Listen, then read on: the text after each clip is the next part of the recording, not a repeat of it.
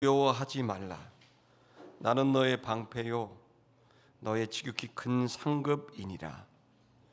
하나님, 아브라함이 주의 말씀을 따라 본인이 복의 근원이요 복의 통로라고 믿고 그가 수확한 모든 것들 다 주님께서 사람들을 생명을 살리고 풍성한 데 쓰라고 준 줄 알아. 평생을 그렇게 나눠주고 그렇게 헌금했던 것처럼 하나님, 그 어려운 광야와 사막 같은 팔레스타인 한복판에서 하나님께서 더 많은 사람들을 그렇게 섬길 수 있는 기회를 주신 것을 기억하며, 하나님, 우리 신촌 아름다운교회 모든 성도들의 방패가 되시고 큰 상급이 되신 주님, 이 물질 만능주의로 가득한 세상에서 물질을 이기고 승리할 수 있는 영성을 아브라함에게 허락하신 것처럼 우리 모든 성도들에게도 허락하여 주시기를 기도합니다. 우리의 생명은 주님 주신 것이기에 주의를 성소하고, 우리의 모든 물질은 주님이 주신 것이기에 11조를 구분하고, 우리에게 주신 재능, 능력 주님이 주신 것이기에 봉사하고 헌신하는 줄 믿습니다. 드리고 헌신하는 모든 이들 말씀을 믿고 드렸사오니 말씀대로 약속하신 대로 은혜와 복을 더하여 주시기를 기도합니다. 아버지 하나님, 감사합니다. 모든 성도들이 삶의 현장에서 주님 주시는 가슴 벅찬 기쁨으로 살아갈 수 있도록 하나님 성령의 충만함을 이 시간 허락하여 주시옵소서. 예수님의 이름으로 기도했습니다. 아멘. 안녕하세요. 한 주간 잘 지내셨습니까? 네. 우리가 지금 3주째 요한복음 10장을 보면서 그 믿음에 대한 얘기를 하고 있습니다. 오늘은 그 결론에 해당하는데요. 참 믿는다는 게 쉽지 않다는 걸 알 수 있겠죠. 어떻게 해야 믿을 수 있는 길이 열릴까? 여러분, 우리 주변에 보면 안 믿는 사람들 참 많잖아요. 여러분, 우리 그 대학생들, 중고등학교 아이들이 100명이 있으면 3명만 예수 믿는데요. 3%만 교회를 다닌다는 거예요. 좀 충격적인 얘기가 있습니다. 그렇게 봐도, 주변을 봐도 교회 다니는 사람 별로 없고, 요즘엔 이제 가나안 성도라고 또 있습니다. 가나안, 거꾸로 하면 가나안인데 안 나가, 이런 성도죠. 그러니까 본인은 기독교인데 교회는 안 나가, 이런 사람을 이제 가나안 성도라고 그러더라고요. 그런 사람도 참 많은 것 같아요. 우리 코로나가 한 1년 반 되니까 비대면 성도들이 너무 많고, 이전에 우리가 가졌던 교회에 대한 신앙생활의 모습들이 너무 많이 급속하게 바뀌는 것을 알 수 있습니다. 지금 이제 영상으로 보시는 분들 뭐라 그러는 게 아닙니다.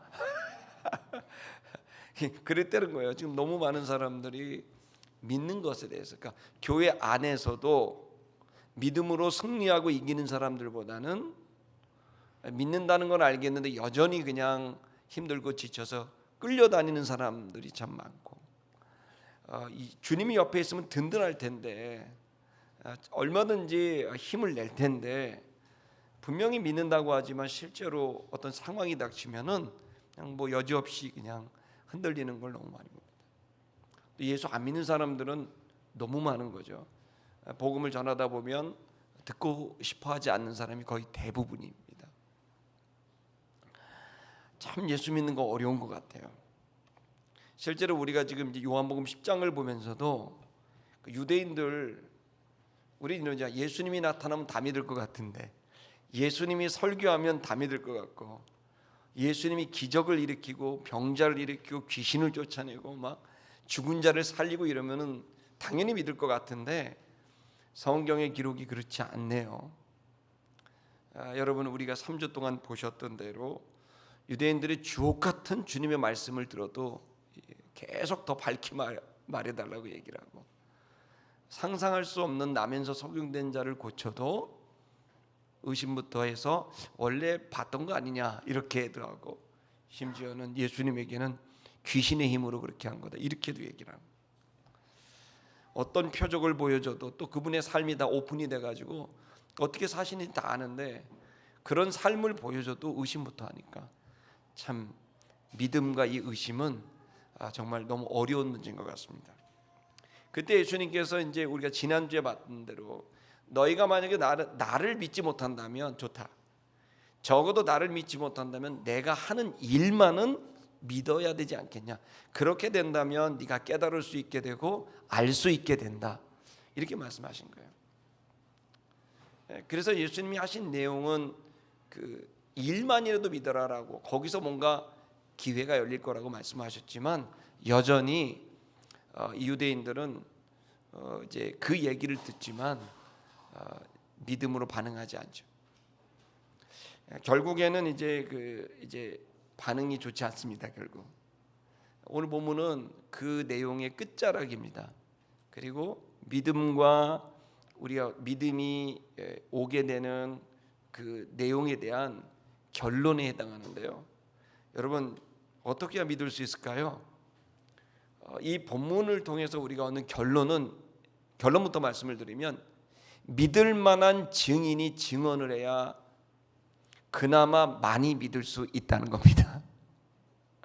물론 예수님은 너희가 믿지 않는 것은 하나님 아버지께 속하지 않았기 때문이다라는 근본적인 본질적인 말씀을 하셨다면 이 마지막 부분에서 얘기하시는 것은 사람들이 믿지 않는 이유는 그 본인이 말을 하거나 예수님 본인이 말씀하시거나 또 본인의 능력이나 이런 것이 있어도 믿지 않게 되지만 그러나 믿을 만한 증인이 옆에 거들게 된다고 한다면 예수님을 많은 사람이 믿을 수 있게 된다는 얘기입니다.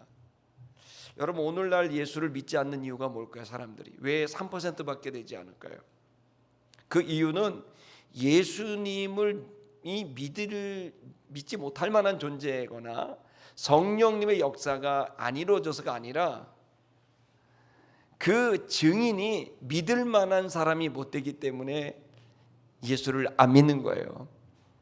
더 노골적으로 말씀을 드리면 교회가 믿을 만하지 못했기 때문에 성도가 믿을 만하지 못했기 때문에 사람들이 예수를 안 믿는다는 거예요. 이게 오늘 본문의 내용입니다. 제가 최근에도 우리 제주도의 선교사의 집 우리 힐링 앤 트레이닝 센터가 지금 진행 중에 있습니다. 아주 아름다운 그 강정 마을에 너무 아름다운 곳입니다. 바닷가에. 그 일로 인해서 또 구자읍에 우리가 선교 키부츠가 진행 중에 있습니다. 그 일로 인해서 부동산 또 땅과 관련된 사람 또 건축과 관련된 사람들을 만나는데 그분들이 얘기를 하는데 이제 얘기다 이런 얘기를 해요. 예수 믿는 사람들하고 거래가 좀 부담스럽습니다. 이래요. 그래갖고 왜 부담스러워? 그랬더니 굉장히 까다롭습니다. 그리고 잘 바꿉니다. 뭐 이런 얘기를 하는 거예요. 그래갖고 제가 어떻게 질 수 있습니까? 그래서 예수 안 믿는 사람이 더 할걸요? 딱 이랬지만 뭔가 씁쓸한 사람들의 인식이 예수 믿는 사람을 더 믿는 게 아니라 예수 믿는 사람이더라도 믿기가 좀 어렵다라고 하는 반응이 너무 많은 거예요. 그러니까 결국 한국 기독교가 수적으로 줄고 또 교회 안에 믿음이 약한 사람이 더 많아진 이유는 그건 다른 말로 말하면 주님의 문제가 아니라 성령님의 문제나 예수님의 문제가 아니라 그분을 증거하는 사람들이 믿을 만하지 못하기 때문이라는 거죠. 자, 여러분 부담스러운 주제입니다. 오늘은. 하지만 정말 귀담아 들어야 되고 집중해야 될 내용이라고 봅니다. 이 본문은 예수님이 직접 설교하셨고 직접 기적을 일으키셨고 본인의 삶을 다 보여주셨음에도 여러분 그들이 믿지 않았다는 거예요. 그런데 예수님 마지막에 많은 사람이 믿게 됩니다. 그 많은 사람이 믿게 된 그 내용이 바로 예수님이 세례 요한이라는 사람이 활동했던 바로 그 베레아로 갔기 때문입니다. 오늘 내용을 좀 보시고 저는 이제 오늘 본문은 그 내용을 왜 믿음과 그 다음에 증인에 관련된 있는 내용을 하나 하고 두 번째는 이 증인이 어떻게 해야 믿을 만한 사람이 될 수 있는가, 어떻게 사람들에게 신뢰를 줄 수 있는 사람이 될 수 있는가라는 그 내용으로 여러분과 좀 말씀을 나누려고 합니다. 또 오늘은 이제 예배 후에 잠깐 한 15분 정도 브리핑이 있습니다. 서부교회 연합과 관련돼서. 그래서 이제 다음 주도 할 것이고 한 3주에 걸쳐서 하게 될 것이라 조금 예배가 좀 일찍 끝나는데, 예배 일찍 끝나는 방법은 제설교가 짧아지면 되는 것이기 때문에 오늘 짧게 될 가능성이 상당히 높습니다. 감사합니다. 별로 안 믿는 분위기입니다 지금. 자, 39절을 보겠습니다.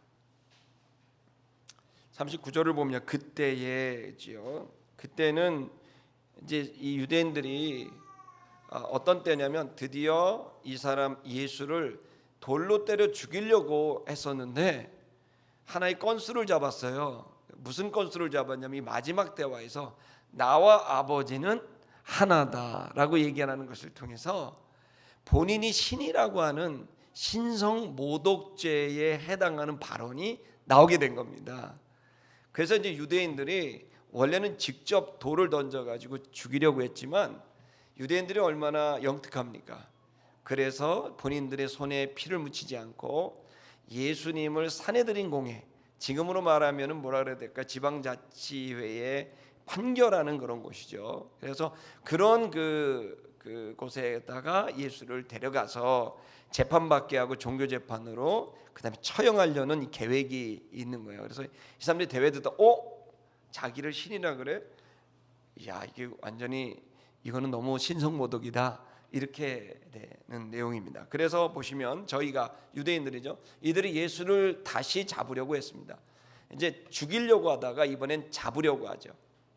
이들은 지금 너무 잘 이렇게 생각을 바꿔서 이제 본인의 손에 피를 묻히지 않고 예수를 제거하려는 겁니다. 그러나 그가 예수님이죠. 그들의 손에서 벗어나 나가시니라. 이 벗어나서 그런데 잡으려고 했는데 못 잡았다는 거예요. 이걸 이제 그 기독교 이단 중에 가현설이라는 거를 주장하는 이단들이 있는데, 가현설은 뭐냐면 예수님이 육체로 오신 게 아니라 영으로 왔다, 영체로 왔다라고 주장하는 이단들이 있어요. 왜냐하면 죄를 지으면 안 되니까, 육을 부정하기 때문에. 지나친 그 이제 교리의 확장이 이렇게 너무 한쪽으로 치우친 거죠. 근데 이제 본문의 내용이 그 중에 하나예요. 갑자기 잡으려고 했는데 못 잡고 갔다, 그러니까 휙 나갔다, 이런 개념으로 신비적으로 풀지만 여러분, 이 내용이 몇 차례가 나와 있지만 이건 아마도 정확하게 표현은 되어 있지 않지만 잡으려고 했지만 뭔가 이게 상황이 이렇게 잡을 수 없는 상황이 돼서 예수님이 이렇게 나가셨는데 누구도 잡지 못하는 뭐 그런 것이 됐다고 이해하는 게 좋을 겁니다. 왜냐하면 예수님 만약 가연설이라면 먹거나 마시거나 이거 할 수가 없는데, 그래서 이제 그렇게 여러분이 너무 이거 신비적으로 이해하지 마시고, 어떤 우리가 위기가 닥치면 반드시 우리가 잡히게 되고 죽게 될 것 같기는 하지만 하나님의 은총을 주시면요, 엉겹결에 얻어 걸려서 여러분 위기도 모면하고 여러분 기회도 얻게 되는 걸 믿기를 바랍니다. 그래서 저는 늘 얻어 걸리는 축복이 있다, 이런 생각을 하는 겁니다. 자, 예수님이 이렇게 뭐 잡으려고 했지만 못 잡았습니다. 근데 이제 못 잡았는데 어디를 가시냐? 40절에 보시면 그가 어디로 가냐면 요단, 세례를 주던 요한이 있었던, 처음으로 세례를 주던 요단강 저편으로 갔다, 이렇게 되어 있습니다. 자, 보십시오. 여기는 어디냐면 그 요단강이 있으면, 여러분 이스라엘은요 북에서 남으로 요단강이 흐릅니다. 근데 지금은 이제 서쪽은 이스라엘이고 동쪽은 요르단입니다. 나라가 달라요. 요단강을 기준으로. 근데 이제 거기예요.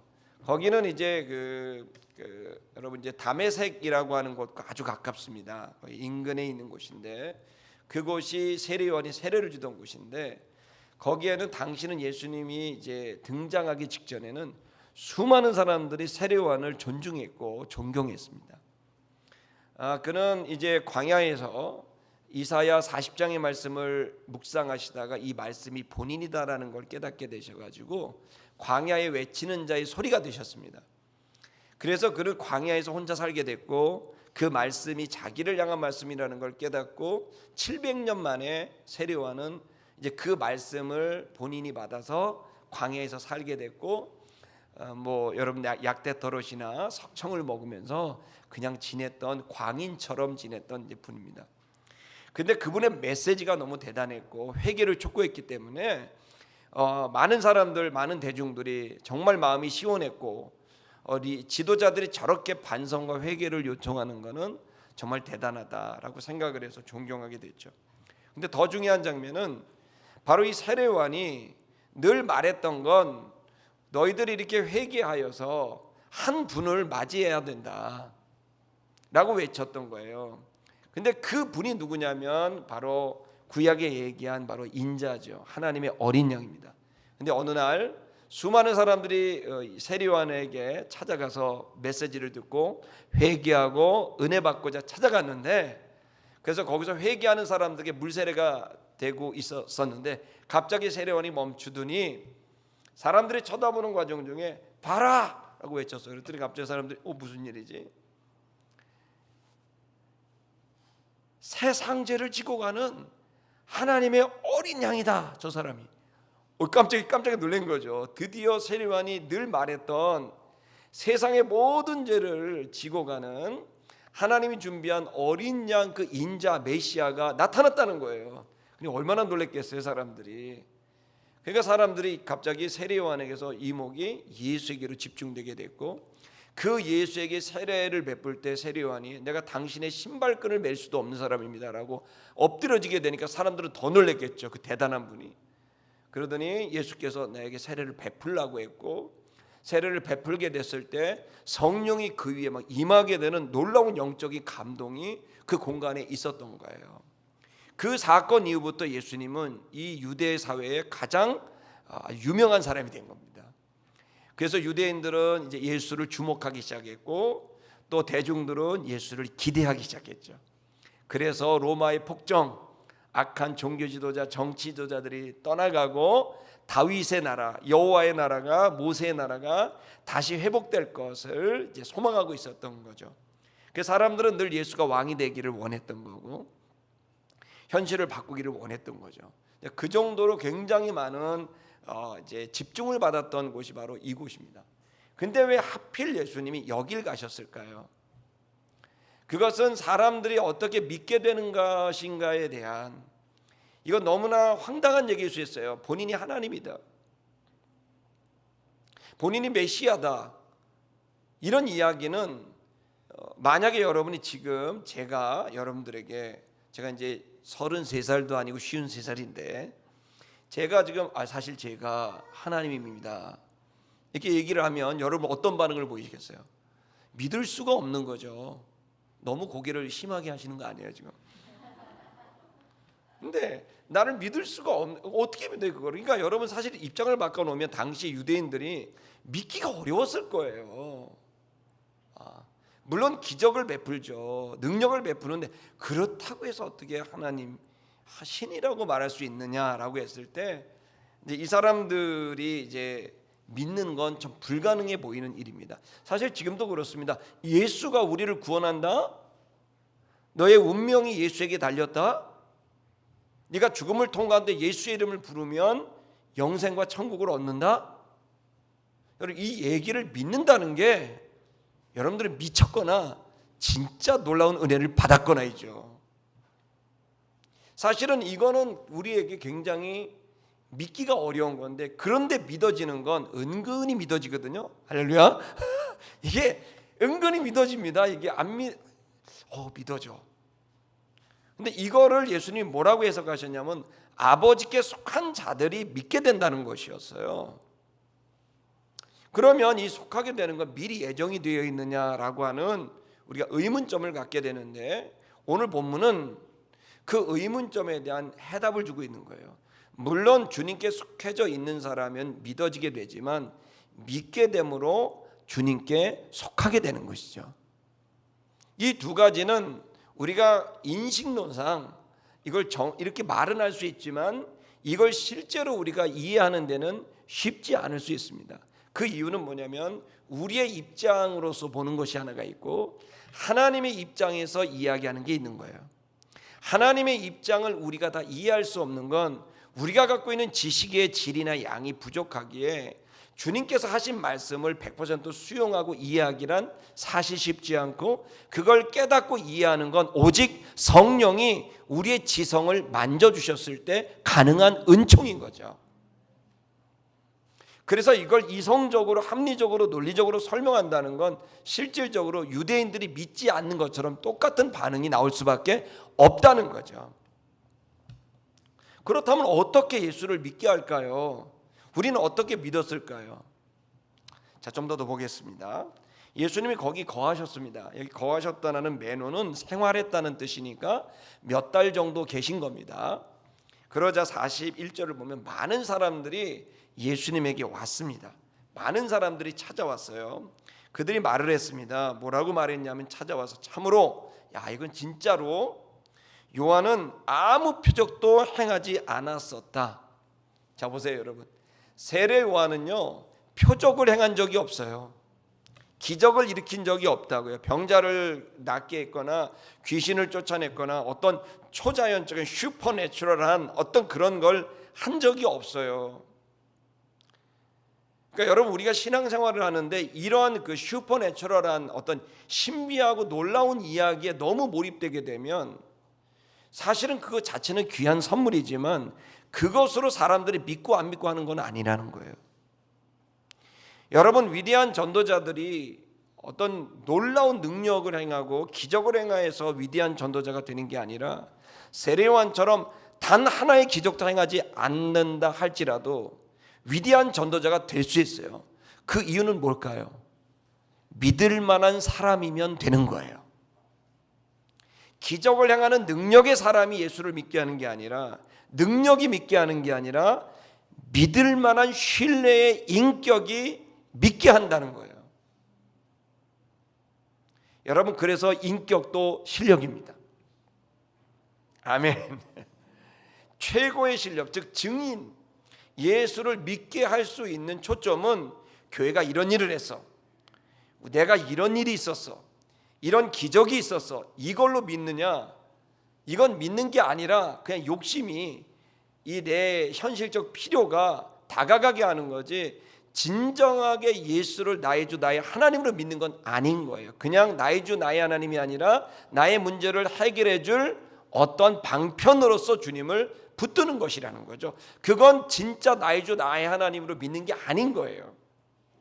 우리가 예수 믿고 구원받는다는 얘기는 어떤 현실의 필요를 해결하기 위한 방편으로서 믿는 게 아니라 나의 주 나의 하나님, 나의 주님으로, 나의 하나님으로 내가 인정하고 그렇게 살기로 결정하는 게, 이게 구원 얻는 믿음인 거예요.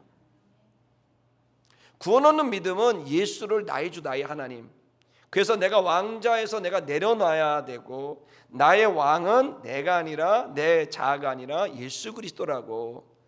갈라디아 2장 20절처럼 이제 내가 산 것이 아니라 내 안에 그리스도께서 사신 것이다. 그분이 날 사셔서 나의 주인으로 사신다. 이게 구원 얻는 믿음이에요. 이게 주님이 우리에게 원하시는 그 믿음인 거죠. 그러나 믿음의 종류는 많아요. 어떤 문제를 해결하기 위한 신념이라는 믿음도 있을 수 있고요.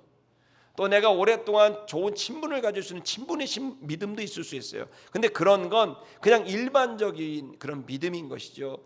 예수가 우리에게, 또 하나님이 우리에게 믿어서 구원 얻는다는 말은 바로 예수를 나의 주 나의 하나님으로 여기기로 결정하는 것, 이 믿음이 구원 얻는 믿음인 거예요. 자, 보십시다. 그래서 결국 이 구원 얻는 믿음을 얻게 하기 위해선 능력으로 보여주는 게 아니에요.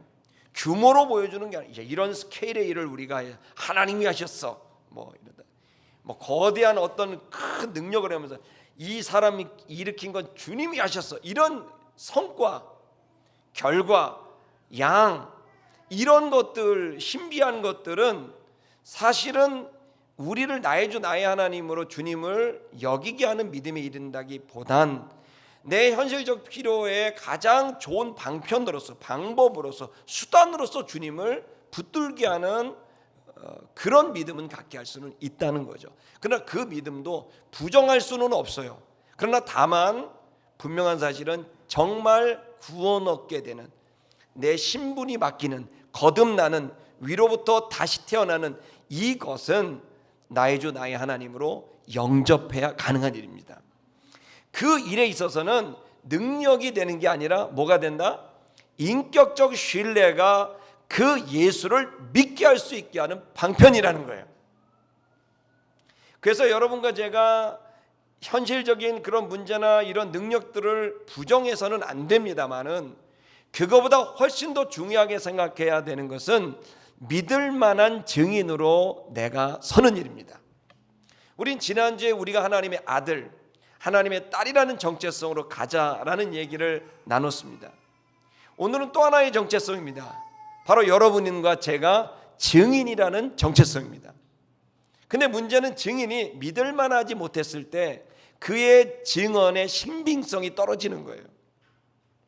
지금 한국교회의 문제는 바로 거기에 있는 거예요. 저 사람이 무슨 말을 해도 믿기가 어려운 거예요. 이 불신이 우리 한국교회에 가득했고 이제 교회 안을 넘어서 세상에까지 가니까 사람들은 계속 의심의 눈초리로 교회를 보고 목회자를 보게 되는 안타까운 현실이 왔고 그 결과 믿음에 이르지 못하는, 구원에 이르지 못하는 사람들이 그냥 널리게 되는 이 절망의 상황이 오게 된 겁니다. 다시 말하면 우린 여기서 반면 선생으로, 그렇다면 우리가 믿을 수 있는 증인이 된다면 어떨까요? 다시 기회는 있는 거죠. 믿을 수 있는 교회가 된다면 기회는 있습니다. 좀 더 보겠습니다. 그들이 요한에 대해서 아무런 표적을 행하지 않았는데 그 사람은 말한 모든 것이 참이다. 그러니까 세례요한에 대한 세례요한의 영향력은 기적이 아니에요. 능력이 아니에요. 인격이에요. 그 사람은 뭐를 말해도, 요즘에는 이런 말이 있잖아요. 콩으로 메주를 쓴다 그래도 안 믿는다. 그거 당연한 거거든요. 팥으로 메주를 쓴다 그래도 믿을 정도가 돼야 되는데 콩으로 메주를 써도 그게 진짜야 라고 묻게 되는 불신이 정말 우리들에게 너무 가슴 아픈 일이 아닐 수 없습니다. 자, 보십시다. 자, 그래서 말이죠, 여기에 뭐라고 말하냐면 그리하여서 42절 보십시오. 많은 사람이 거기서 예수를 믿으니라라고 돼 있어요. 많은 사람이 찾아왔고 많은 사람이 믿게 됐어요. 왜 하필 여기서는 이렇게 많이 믿는데 예루살렘에서는 안 믿을까요? 여기에 있는 이 베레아는요, 사실 요단 동편은 이방인들도 많이 사는 그런 지역입니다. 그러니까 이 예루살렘은 그야말로 지도자들이 주로 사는 곳이라면 유대 정통, 여기에 있는 베레아는 이방인들도 섞여 사는 그냥 일반 동네인데 어쨌든 여기서는 어마어마하게 많은 사람이 예수를 믿게 됐고 예루살렘에서는 믿는 사람이 없이 예수님이 쫓겨나다시피 나올 수밖에 없었던 거죠. 이유가 뭘까요? 예수님의 말씀이 달라졌나요? 예수님의 기적이 달라졌나요? 예수님의 삶이 달라졌나요? 아니요. 예수님은 똑같아요. 뭐가 달라졌어요? 증인. 예수라는 존재를 증명하고 증언하는 증인이 바로 여기에는 있었던 거고 거기에는 없었던 거죠. 믿을 만한 증인이 있었기 때문에 여기는 그렇게 믿을 수 있었던 거예요. 자, 여러분, 제가 다시 한번 여러분에게 말을 하고 싶습니다. 우리는 예수님의 마지막 유언을 기억합니다. 성령이 임하게 되면 너희가 권능을 받게 되고 힘을 받게 되고 그 힘을 받게 되면 예루살렘, 온 유대, 사마리아 땅끝까지 너희들이 가게 되는데 거기서 나의 뭐가 된다? 증인이 될 거다고 얘기했어요. 증인이 될 거다. 증인이라는 이 말은 말 그대로 법정에서 그 사람이 유죄냐 아니면 무죄냐라고 하는 그 사람을 입증해내는 사람이에요. 그래서 이제 이 얘기는 이제 히브리 말로는 에드라고 하고 헬라 말로는 이제 신약 성경에는 말티스라고 합니다. 말티스 여러분 강아지 종류 이름은 아닙니다. 말티스라고 합니다. 그래서 증인이 되리라 그러면 이제 말티스입니다. 이건 예수님을 입증하고 대변하고 그래서 결국 이게 뭐예요? 증인의 목적은 예수를 믿게 하는 거예요. 그러니까 그래서 신약에 와서는 구약에서는 법정의 증인이라고 한다면 신약에 와서는 구체적으로 증인이라는 단어는 이제 관용구처럼 딱 뜻이 달라진 게 나온 거예요. 그게 뭐냐면 단순한 법정 증인이 아니라 예수를 믿게 하는 증언을 하는 사람을 증인이라고 한 거예요. 그러니까 지금 여러분 증인이다 그러면 법정 증인 이거는 그냥 일반적인 네이버에 치시면 나오는 뜻이고요. 성경에서 말하고 있는 데피니션 정의는 신약에서 말투에 쓰는 예수님을 사람들이 믿게 하기 위해서 그분의 존재와 그분의 인격과 그분의 말과 그분의 능력과 그분의 사랑과 그분의 것들을 믿게 하기 위해서 본인이 보이지 않는 그분을 증언을 하는 거예요. 그걸 통해 그 사람들이 믿게 하는데 필요로 한 그러한 역할을 하는 사람이 증인인 거예요. 여러분 대표적인 증인은 여기 나와 있는 대로 세례요한입니다. 예수님이 뭐라 하냐면 여자가 낳은 자 중에 이러한 증인이 없다고, 그러니까 증인이라는 표현을 안 했지만 여자가 낳은 자 중에 이러한 자가 없다라고. 그 얘기는 이 사람이 얼마나 절대적으로 완벽한 증인의 삶을 살았는지를 알 수 있는 거죠. 근데 여러분 여기서 증인이라는 거는 그래서 예수를 믿게 하는 일이 지금은 예수를 믿게 하면 우리나라는 뭐 감옥에 가두지는 않잖아요. 그런데 여러분 증인이 감옥에 가지는 않아요. 근데 1세기경에 예수를 믿게 하잖아요. 그러면 어떤 일이 발생하게 되면 이 사람을 처형하게 되는 거예요. 이유는 뭐냐면 몇 가지 이유가 있는데 당신은 예수라는 자를 이단으로 이제 프레임을 씌운 거예요. 예수라는 사람을 이단이고 위험하고 정치적으로 구테타를 일으키는 정치범이라고 이제 씌워버린 거죠. 자, 그리고 또 하나는 뭐냐면 이제 성만찬 예배를 드렸는데 살과 피를 먹는데 이 사람들은 인육을 먹는 사람이라고 또 덮어 씌워버린 거죠. 자, 그리고 유대인들이 만들어 놓은 소문들은 뭐냐면 이 사람들은 굉장히 위험해서 심지어 범죄나 이런 것들을 보이지 않게 하는 대단히 위험한 집단이라고 말했고 로마가 대형 불이 났을 때 이 불을 바로 기독교인들이 저질렀다라는 것으로 또 덮어 씌우게 됐어요. 늘 마녀 사냥을 하면 마녀 사냥으로 당했던 내가 여기다 보니 예수를 믿는 건 예수님 자신도 처형을 당했을 뿐만 아니라 예수의 제자들도 전부 처형당하게 됐고 그래서 이 사람들은 증인이라는 말에 하나의 더 뜻이 더 붙어요. 예수를 믿게 하는 사람들인데 그래서 이 사람들은 또 하나가 뭐냐면 순교자라는 말이 거기에 뜻이 더 들어가요. 목숨을 다하여 예수를 믿게 하려고 증언하는 사람, 이 말티스가 된 거예요. 그래서 증언한다라는 말과 목숨을 다하여 순교한다는 말이 같이 들어가 있는 거예요. 세례요한도 그래서 죽은 겁니다. 스데반도 마찬가지입니다. 여러분 여기가 지금 김진욱 홀입니다. 우리는 지금 신촌 아름다운 교회는 놀라운 이제 그런 은총이 있는 거예요. 우리가 있는 성결교회는요, 성결교단에서 70년 만에 나온 순교자입니다. 여러분 상상이 되세요? 70년 만에 순교자가 한 명 나왔는데 그게 우리 김진욱 형제인 거예요. 아름다운 교회는 이 순교자의 피가 우리 속에 있습니다. 여기서 청년 생활을 하고 결혼을 생활을 하고 선교사로 나간 이 일은 그냥 여러분 한 형제가 세상을 뜬 일이 아니에요. 이건 순교자가 났다는 건 그 형제가 왜 순교를 당했습니까? 복음을 전하다가 터키 소년에 의해서 순교를 당한 겁니다. 저는 여러분들이 꼭 기회가 되면 코로나가 끝나게 되면 저는 여러분들을 데리고 디야르바크르를 꼭 가고 싶습니다. 김진욱 형제가 순교당했던 그 골목과 그 땅을 밟고 거기서 여러분 어떻게 하나님이 말씀하시는지를 여러분들이 경험하게 해드리고 싶습니다. 그 증인과 순교, 그것은 뗄래야 뗄 수 없는 일입니다. 지금도 마찬가지입니다. 여러분들이 누군가 예수님을 믿게 한다고 하는 일은 여러분의 자존심과 어떤 명예가 손상될 수도 있는 상황입니다. 목숨에 대한 우리 존재에 대한 대단히 부정적인 상황이 될 수도 있는 겁니다. 그러나 여러분 그만큼의 가치가 있는 건 세상에서 가장 큰 가치는 인간이고 인간에게 가치가 있다고 말하는 건 생명 때문 아닙니까?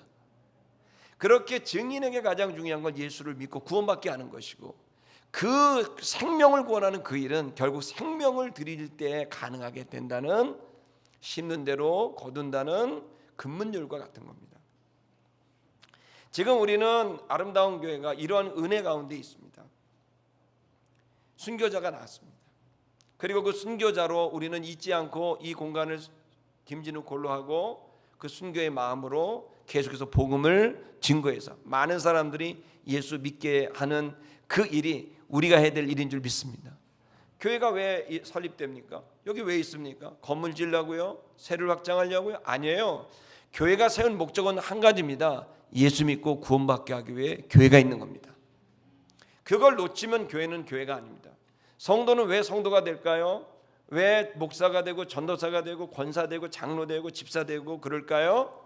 그 직분의 목적은 한 가지로 귀결됩니다. 그건 바로 예수를 믿게 하는 일입니다. 증인이 되는 것이죠. 그럴 때만이 그 생명을 증언할 때만이 성도가 성도 될 수 있는 거예요. 이건 본질적인 문제, 에센스예요. 이거는 이 기독교 신앙을 탁 압축을 하면 결국 작은 예수가 되는 거고 우리가 작은 예수가 된다는 것은 많은 사람을 예수 믿게 하는 것이죠. 여러분, 그것이 가장 중요한 가치인데 이 일에 있어서 증인은 세례원과 같이 자기 목숨을 다하여 하는 사람들이 있고 또 예수님의 제자들처럼 육체적으로 예수님을 받고 부활하신 예수님을 봤을 때 나 부활한 예수님 봤습니다 라고 말을 하면서 증언을 하면 사람들이 부활한 예수의 얘기를 하면 거짓말했다 그러고 사람들을 혼미케 한다 그러고 어떻게 죽은 사람이 살아 그러면서 잡고 정체적으로 종교적으로 그때 당시 사람들이 전부 잡혀가게 되죠. 그리고 처형당하게 되는 게 증언했기 때문이에요. 그들은 내가 만난 예수를 증언했죠. 바울 같은 경우에는 직접 예수님을 본 적이 없어요. 우리랑 비슷하게 영적으로만 만났어요. 다메섹이라는 동네를 가다가 갑자기 하나님의 음성을 들어요. 저도 하나님의 음성을 듣고 이 교회가 설립됐고 하나님의 음성을 지금까지 2번 들었습니다. 할렐루야. 온몸으로 온 존재로 들립니다. 난 이 땅에서 예배받고 싶다. 2002년에 있었던 말씀이에요. 그걸 귀로 들리지가 않고 온 전 존재로 들립니다. 저는 여러분의 인생에 한두 번은 그렇게 되길 축복합니다. 그렇게 바울 역시도 다메섹을 가다가 사울아 사울아 왜 나를 핍박하느냐라고 말씀하면서 그 영적인 영체로 계신 예수님을 만나게 된 거죠. 또 여러분 많은 사람들이 순교했고 또 성도들이 그러합니다. 결국에는 지금도 저와 여러분들도 마치 바울처럼 우리가 주님을 만나게 되겠죠. 그리고 만나지 못한 사람들은 궁금할 수도 있겠지만 저는 분명히 여러분이 말씀과 기도와 또 영적인 체험을 통해 분명히 주님을 인격적으로 만날 수 있다고 저는 확신합니다. 근데 만났다라고 하는 것은 뭘까요? 이것은 증인이 되어야 된다는 것을 또 말하고 있는 것이고 그것은 목숨을 다하는 이 증언에 대한 아주 중요한 가치를 말하고 있습니다. 여러분 결론이 이제 나오게 됩니다. 여러분 저와 우리 교회가 지금 한국 교회와 우리 성도들이 좀 마음에 뭔가 좀 답답한 것은 왜 이렇게 예수를 믿는 사람이 나오지 않는 걸까라고 하는 것. 그리고 또 왜 이 일들이 지금 이제 한국 사회, 한국교회 전체로 지금 마치 전염병이 돌듯이 전도하지 못하는, 그러니까 예수를 믿게 하지 못하는 전염병이 다 들어버렸고 모든 성도들의 입을 막아버렸고 교회들이 전도하지 않는 거죠. 예수를 믿게 하지 않는 거예요. 근데 여러분 이 증인이라는 정체성을 잃어버리게 해서는 안 되는데 저는 다시 한번 우리 신촌 아름다움의 모든 성도들에게 증인이라는 정체성을 붙들게 되길 축복합니다. 근데 더 중요한 게 있습니다. 그 정체성을 가졌다면 두 번째, 여러분이 믿을 만한 증인인가를 고민하셔야 돼요. 사람들이 내가 말을 했을 때 믿을까? 내가 믿을 만한 증인인가라는 거예요. 지금 이 문제가 가장 핵심인 게 된 거죠. 그럼 어떻게 하면 믿을 만한 증인이 될까요?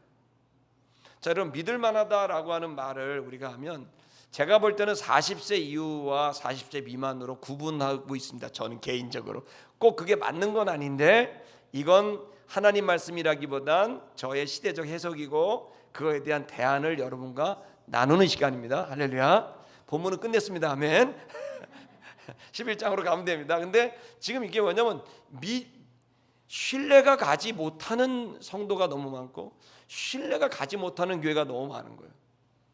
자, 여러분 이제 좀 잠깐 제 얘기를 들어보십시다. 저도 이제 50대가 되는 60년대생이니까. 근데 여러분 이 60년대생들이나 이런 사람들은 어떤 사람을 신뢰했냐면 옳은 말을 하고 그 자기가 말하는 옳은 말대로 옳게 사는 사람이면 그 사람을 무조건 신뢰했습니다. 그래서 옳은 말을 하고 또 옳은 행동을 해요. 그리고 말을 많이 하는 사람을 별로 신뢰는 안 했어요. 그래서 말수가 적고 옳은 말 딱 하고 그다음 자기가 말한 대로 딱 사는 거야. 그러면 이렇게 사는 사람은 선생님. 그리고 이제 여러분 굉장히 존경하고 또 그다음에 신뢰합니다. 이런 선생들이 있었습니다. 근데 지금 이제 40대 미만에는 아주 뚜렷하게 나타나는 현상이 뭐냐면 지금은 옳은 말하고 또 옳게 살잖아요. 그럼 부담을 느껴요. 신뢰라기보다는 오히려 부담스러운 사람이에요. 그 말이 틀린 말이 아니에요. 그 삶을 부정하는 것도 아니에요. 옳은 말을 하시는 거 맞고 옳은 삶 사는 거 맞는데 그러나 그렇게 하잖아요. 그럼 나를 공격한 것처럼 느껴지고 그 사람이 여러분 이제 강단에 살 말은 아니지만 이제 이런 거로 느끼는 거예요. 왜냐하면 나는 아는데 넌 몰라. 가르치려고 하는 거란 말이에요. 근데 이게 패러다임이 이제 사고 방식이 이제 바뀌게 된 거예요. 40대 미만은 그게 아닌 거예요. 그럼 이 40대 미만은 어떻게 신뢰하느냐? 물론 옳게 말하고 옳게 사는 거 인정합니다. 그러나 몇 가지가 더해져야 돼요. 그래야 신뢰를 하게 되는 거예요. 지금의 이 신뢰를 갖게 되는 방법은 옳은 것을 말하고 옳은 것을 하는 do the right thing이 중요한 게 아니라 그 이전에 이걸 표현하는 것, 그 이후에 이걸 표현하는 법에 있어서 다르다는 거예요. 그 이전에 뭐가 다르냐면 이 행위를 보지 않고 뭘 보냐면 반드시 사람의 마음을 봐야 돼요. 그 사람의 감정과 그 사람의 정서를 읽어야 돼요. 그러니까 예전에는 그 일 옳고 그르냐는 것을 통해 신뢰를 얻었다면 지금은 그 사람의 감정과 그 사람의 마음을 그것을 보고 하느냐에 따라서 신뢰가 오고 가고 하는. 예를 들어 여러분 우리가 어떤 일을 하게 됐을 때 예전에는 아버지들이 있어요. 아주 강한 꼰대 아버지들이 있지 않습니까? 딱 우리 때는 그 대바리 아버지라고 이제 여러분들 모르겠지만 이제 대바리 아버지라고 옛날에 있었습니다. 대바라 이렇게 하는 게 있습니다. 최민식이 청년이었을 때. 근데 그 할 때 그냥 말하고 마는 거예요. 그러니까 그건 아버지 같이 이게 옳아. 이렇게 해야 돼. 아빠도 이렇게 살아. 이렇게 말하는 거예요. 근데 그렇게 말하면 우리가 잘 못 산단 말이에요. 너무나 복잡하고 어렵고 기준이 높아져서 지금은 다들 못 살아요. 그렇게. 그러니까 사람들이 뭐가 필요하냐면 어머니 같은 따뜻한 어머니 같은 사람을 신뢰하게 되는 거예요. 단단한 아버지 같은 사람을 신뢰했던 시대에서 따뜻하고 섬세한 어머니 같은 사람을 신뢰하게 된 거예요. 그래서 지금은 옛날처럼 그렇게 뭐 교장 선생님처럼 막 얘기하게 되면 일단 마음이 다 닫혀버리는 거예요. 그러나 마음을 살펴서 내가 아무리 죽일 죄를 저겼어도 야, 너 마음이 어렵지. 그 마음을 살펴주게 되기 시작했을 때 그 사람을 신뢰하게 되는 거죠. 그래서 여러분 되게 중요한 거는 지금은 우리가 이 신뢰의 문제를 그러니까 신뢰 프로세서를 해야 됩니다. 이제 기독교인들이나 교회가 거기에 가장 중요한 건 사람들의 정서입니다. 옳고 그름이냐라고 운동을 하게 되면 신뢰를 점점 잃을 수 있습니다. 그 방식이 틀린 거는 아니지만 좋은 방식은 아닌 거예요. 지금 그 방식은 두 번째가 나와야 될 방식이에요. 먼저 해야 될 것은 이 상처받고 어렵고 혼란스러운 이 사람들, 죄책감을 느끼는 이 사람들의 마음을 살피고 그 마음을 품어주는 거예요. 아무리 잘못을 했어도 그걸 품어주는 어머니 같은 따뜻한 어머니 같은 마음이 이 시대에 신뢰를 주게 하는 가장 중요한 지점인 거예요. 교회가 계속 옳고 그름이라는 것에 초점을 맞추고 그걸로 찌르고 계속 하다 보면 우리 자신도 모르게 사람들이 우리를 부담스러운 존재로 여기고 우리를 떠나가게 될 거예요. 그리고 의견은 서로 다를 수 있기 때문에 다른 의견을 가진 사람들은 싫어할 수도 있어요. 근데 교회가 다시 생각해야 될 것은 그 행위에 대한 게 아니라 그 존재를 믿어주고 그 존재를 기대해주고 그 존재를 품어주는 이 그의 정서와 마음을 어루만지는 게 신뢰를 회복하는 문제다. 사실 저도 이 문제가 저한테는 몇 년 동안 제한테 정리가 되면서 최근에 저는 굉장히 제 마음에 저 자신이 자유함을 얻고 있습니다. 여러분, 그러면 그 마음에 어떻게 해야 신뢰가 이제 회복이 될까요? 여러분, 사람들은 지금 사실 정신병원에 가고 상담을 받는 사람이 부지기수일 뿐만 아니라 창피해서 못 가는 사람들도 너무 많습니다. 현대는 그야말로 너무너무 어렵고 힘든 시대입니다. 자, 이때 기독교인들이 일어나야 됩니다. 아멘. 어떻게 해야 신뢰를 다시 회복할까요? 이건 결국 우리를 위한 겁니다. 첫 번째 어떻게 되냐면 대명제를 가져야 돼요. 조금 전에 말씀드린 대로 내가 그들에게 신뢰를 받으려면 첫째, 내가 그들을 신뢰해야 돼요. 따라 읽다. 믿음 놓고 믿음 먹기. 돈 먹고 돈 먹기가 있잖아요. 그것처럼 믿음은 어떻게 옵니까? 내가 누군가를 믿어주면 그러면 그 사람이 날 믿어주는 거예요. 지금 우리가 기독교인들이 생각해야 될 것은 사람의 마음이라는 것은 입금과 출금이 명확해요. 들어온 게 나가게 돼 있다고요. 그러면 우리가 다시 신뢰 회복 프로세스를 생각한다면 진짜 중요한 건 믿어주는 거예요. 그 사람을 믿어주고 그 사람의 존재와 그 사람의 과거를 믿어주는 거예요. 예를 들어 이런 겁니다. 야, 네가 지금 이렇게 형편없이 살아? 네가 이렇게 사는 게 과거를 그렇게 사니까 인마 내가 그럴 줄 알았어. 너 이렇게 되는 게 뻔해. 너 똑바로 살아야 돼. 정신 못 차리면 너 망해 인마. 정신 차려. 이 얘기하면 이 사람이 바뀝니까? 신뢰하지 않아요. 그리고 자기는 막 내가 어떻게 사는 줄 알아? 내가 이렇게 살아 이렇게 살아. 네가 살아봤어? 이렇게 살아야 되는 거야 인마. 이렇게 얘기를 하면 그 사람을 믿는 게 아니라 짜증나고 싫어. 다시는 보기 싫거든. 이건 40대 미만이 뿐만 아니라 이 세대가 바뀌었기 때문에 우리 모두가 그래요. 중요한 건 그 사람이 잘했냐 잘못했냐가 아니라 그 옳고 그름을 따지기 전에 그 사람의 존재를 인정해주고 믿어줘야 된다는 거예요. 야, 네가 이렇게 살지만 솔직히 내가 너를 보면 너라는 존재는 네가 이렇게 할 만한 애가 아니라고 난 믿고 있다. 네가 이렇게 한 이유가 네가 어떤 실수와 원인이 있을 텐데 그러나 너는 원래 그런 애가 아니야. 그리고 너는 네 안의 가능성과 네가 가지고 있는 힘이 지금 다 네가 못 보고 있는 것 같아. 내가 볼 때 너는 충분히 이렇게 살지 않을 뿐만 아니라 이렇게 성공적으로 살 수 있을 만한 사람이야 라고 하는 그 과거와 그리고 그 사람의 존재를 믿어줘야 돼요. 그 언어를 빨리 기독교인들이 믿음의 회복 프로세스를 가져야 된다고 저는 생각해요. 왜냐하면 저도 그랬어요. 저희 모친이요, 오늘 아침에 일부 예배 나왔는데 직접 증언을 하셨거든요. 고3 때, 중3 때 제가 이제 야구를 하고 공부를 1도 안 했어요. 전 책이라는 걸 안 읽었거든요. 이제 영어 이런 걸. 공부를 아예 안 했는데 시험 문제 53명 중에 49등 막 이렇게 했거든요. 47등. 근데 이제 학교에서도 또 야구부 주장하고 이러니까 저를 막 이제 제가 제 세상이었어요. 완전히 막 방망이 들고 다니면서. 근데 학교를 불려가는데 학교 갔더니 이제 선생님이 그러더래요. 얘는 학생이 태도가 안 돼서 학생이 아닙니다. 이러면서 이제 공격을 했대요. 그랬더니 저희 어머님이 거기서 또 그랬다는 거예요. 그거는 선생님 생각이시고 얘가 공부를 안 해서 그렇지 머리가 좋은 애입니다. 이랬다는 거예요. 그리고 나한테 와서도 여기 사람들이 이제 성적표 갖고 오면 정말 민망한데 어머니 항상 그러니까 여기 공부를 안 해서 그러지 머리가 좋은 애라고 항상 그래서. 그럼 내가 머리가 좋나? 나도 모르는 일을 말하는 거야. 그래 버리는 줄 아세요? 세상 착한 애라고. 아무도 안 믿어. 나도 안 믿고. 아무도 안 믿고 나도 안 믿는데 저희 어머니는 막 세상 착한 애라고 이러는 거예요. 근데 그 이야기가 여러분 어떻습니까?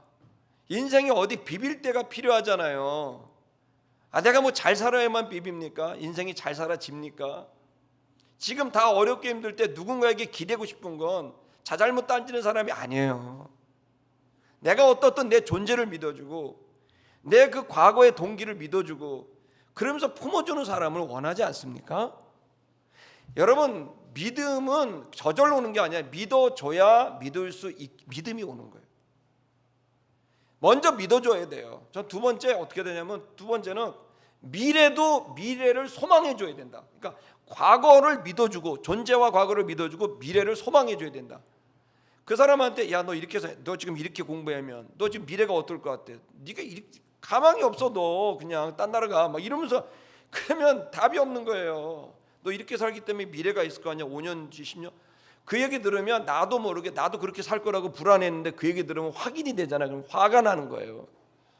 알았다, 너 잘났다.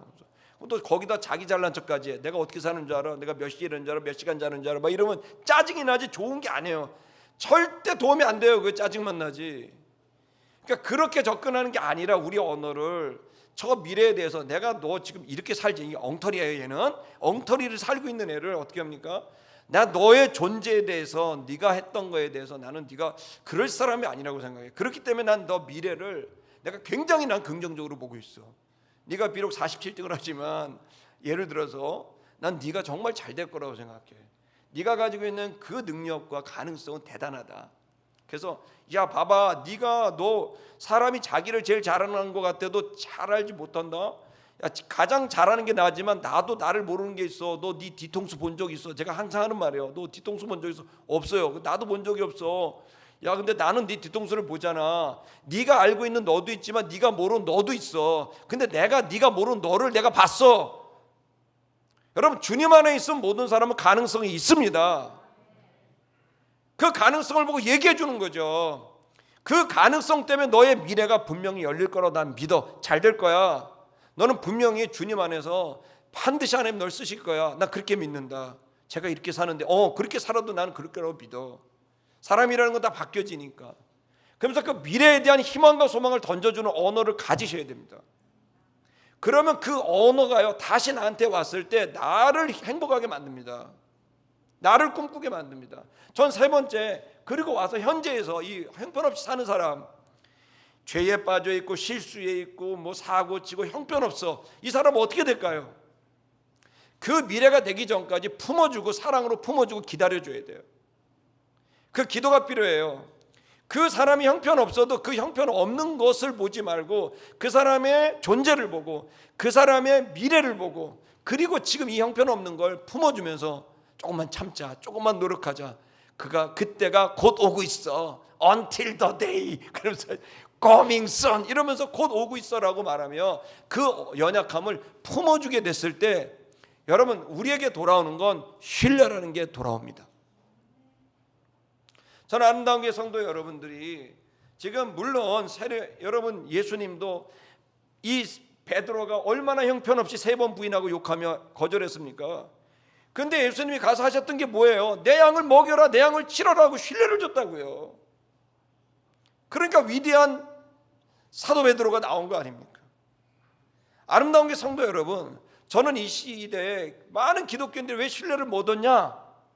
못 얻는 이유는 잘난 척하기 때문이에요. 그 말이 틀리다는 게 아닌데 중요한 건 그 사람들의 마음과 정서를 읽지 못하고 그 따뜻한 엄마의 심정을 갖지 못한다면 하나님은 무서운 하나님만 있는 게 아니에요. 따뜻한 사랑의 하나님도 있는 거예요.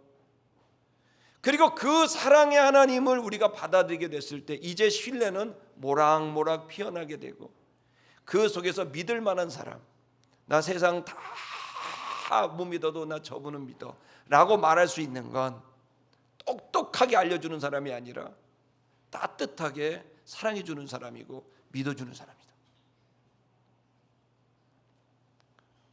저는 오늘 우리가 그러한 변화들이 따뜻한 증인들이 될 수 있기를 축복합니다. 너무 길게 했습니다. 우리 노래하십시다.